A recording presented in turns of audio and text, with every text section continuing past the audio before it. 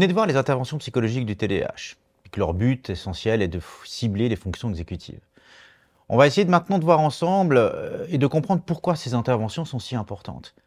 En effet, vu que les médicaments marchent si bien, pourquoi s'embêter à suivre des séances de psychothérapie? Alors comme vous l'avez vu dans le module 2, le TDAH s'accompagne très fréquemment de comorbidités psychiatriques, dépression, troubles anxieux. Et si les médicaments ils marchent bien dans le TDAH, mais ils n'aident pas forcément à traiter ces comorbidités, ni les conséquences sociales qui les encourent.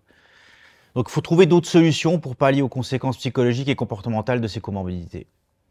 La deuxième réponse ou raison, c'est que les études de suivi montrent que plus de la moitié des patients stoppent généralement leur médication après quelques années de traitement.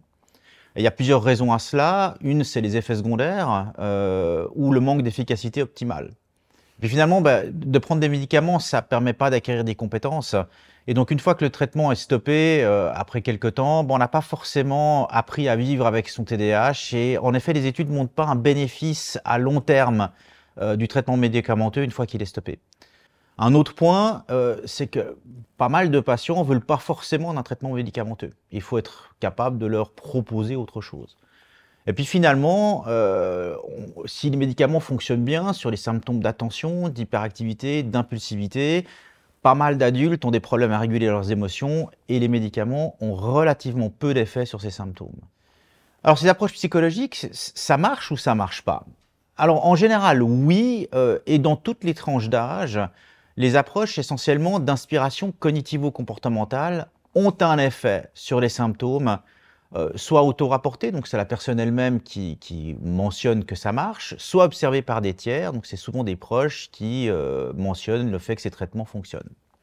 Ces approches ont un effet non seulement sur les symptômes d'inattention, sur l'hyperactivité, sur l'impulsivité, et ont également des effets assez spécifiques en fonction de comment est-ce qu'on va travailler avec la personne. Si on va travailler plus spécifiquement sur la gestion du temps, sur l'organisation et la planification, c'est sur ces domaines qu'on aura le plus d'impact, ce qui est assez logique.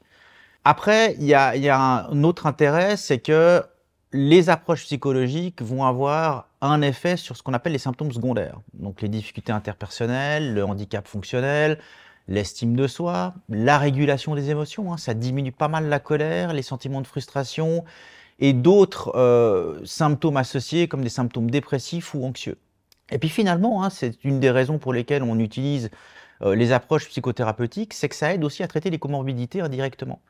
En effet, les stratégies qui sont apprises pour pallier aux symptômes du TDAH vont aussi être utiles pour traiter les conséquences des comorbidités.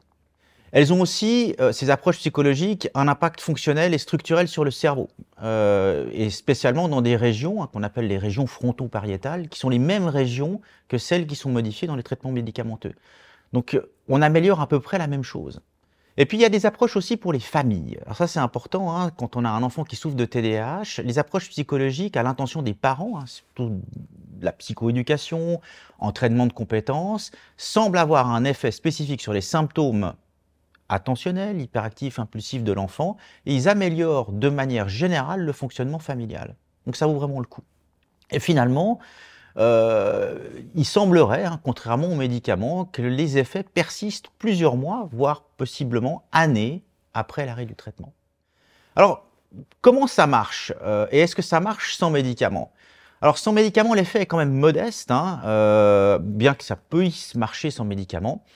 Et l'effet réside probablement, dans l'aspect toutes les psychothérapies proposent une psychoéducation et c'est probablement par ce biais qu'on a déjà un gros impact sur le trouble. Et ensuite parce qu'on cible tel ou tel domaine du trouble, donc on va améliorer tel ou tel symptôme. Le fait aussi de parler de ses difficultés, de réfléchir sur soi, sur ses comportements, sur ses émotions, imaginer comment est-ce que je vais remédier à tel ou tel problème, est probablement un des mécanismes par lesquels ces psychothérapies fonctionnent. Elles aident aussi à traiter les symptômes cardinaux, mais aussi la souffrance associée au trouble. Et finalement, on amène un bien-être. C'est ce dont les patients vont être le plus contents généralement dans un suivi psychothérapeutique. Il faut vraiment bien se rappeler que ces approches psychothérapeutiques, elles marchent vraiment bien en association avec les médicaments. C'est vraiment le combo le plus idéal.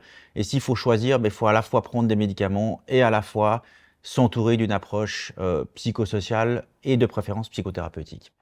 Donc en conclusion, les approches psychologiques sont importantes, hein, elles permettent l'acquisition de compétences et de stratégies durables dans le temps, qui vont permettre à l'individu de fonctionner au long cours avec son TDAH.